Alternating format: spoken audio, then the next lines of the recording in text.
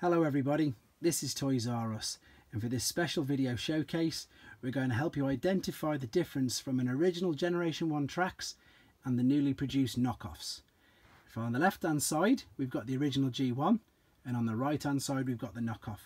Now obviously at first glance there's not too much difference, but if you look a little closer, especially at the sunburst on the imitation one there on the KO, you can see that it's much brighter and it doesn't have the fade towards the outside that the original one does. The other thing to have a quick look at will be the font, where you've got the Autobot Warrior Trax there. If I come a little bit closer, you can see that it's only small differences on these. These are very small difference, and it is quite hard to see. You can just see that even though this one's much older, that it still makes the Autobot Warrior font stand out a lot more. Apologies for the movement. I'm obviously back to the mobile phone in my hand so I can move around enough. That's just doesn't stand out as much. The black's not as dark. That's from the front. There's not, in honesty, much difference on the front. We'll spin it round at the back, and I've got Simon Hughes here, a big Transformer collector, helping me out with this, so you're probably going to see his hands as well as mine. But if we go down to the bottom here, we've got 1985 Hasbro Bradley, and then on the knockoff it says 1986.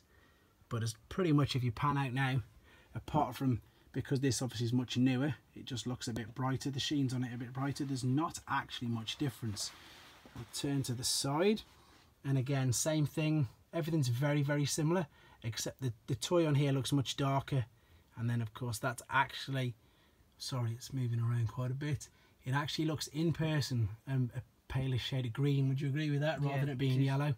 As I say, with the Autobot original one on the left hand side, it's definitely yellow, and the other one in person, it's got like a faint greeny sort of colour to it, and you can obviously see that the print of the toy is much darker, as indeed is the grid. The grid's really dark on that one. Look.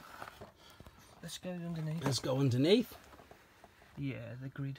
So again, the grid, yeah, this is the original grid. It's the lighter grey silver colour, whereas if we come onto the knockoff, it really stands out. I mean, these knockoffs now are fantastic for trying to find the difference, to be honest. I don't know about the toy inside. We haven't opened the toy up, but we're just, I'm going to have to try and hold this now. So there is the change thing at the top, and again, you've got the grid isn't as predominant as it is on the knockoff. I mean, as I say, if you put these next to each other now, it is hard to find. So people, this is hopefully going to help you guys out there to stop getting duped from buying knockoffs. If you want to buy knockoffs, of course, by all means do so. They are a much cheaper alternative way to complete your collection, and as you can see by the one in front of us, it still displays really nicely, and of course it's going to be a fraction of the price. Some people buy them, some people don't. This is a good opportunity for myself because I haven't got any, but thanks to Simon here I can now make you aware of the differences in front of you. Something else is that this is like squashed, isn't it? See, I think it is. I think Simon's just noticed something else.